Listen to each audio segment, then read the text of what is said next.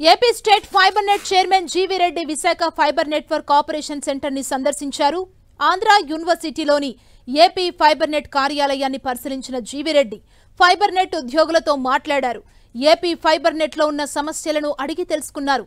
AP fibre net లో బాక్సుల కొరత ఉందన్న జీవీ రెడ్డి త్వరలో ఆపరేటర్లకు ఫైబర్ నెట్ బాక్సులు అందిస్తామని హామీ ఇచ్చారు. అలాగే ఏపీ ఫైబర్ నెట్ కు సంబంధించి ఆపరేటర్లు ఎలాంటి భయాందోళనలు పెట్టుకోవద్దన్నారు. త్వరలోనే ఏపీ ఫైబర్ నెట్వర్క్ ను పూర్తి స్థాయిలో అభివృద్ధి చేస్తామని హామీ ఇచ్చారు.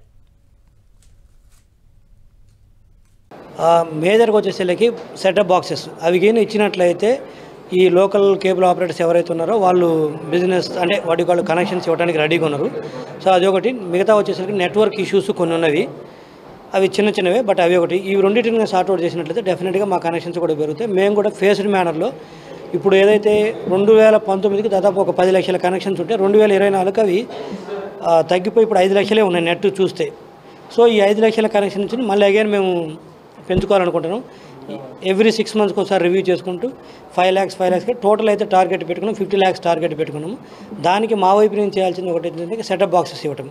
అది డెఫినెట్గా రివ్యూ చేసుకుని దానికి బడ్జెట్ ఎంతో మొత్తం చూసుకున్న తర్వాత మా వైపు నుంచి సెటప్ బాక్స్ ఇస్తాము.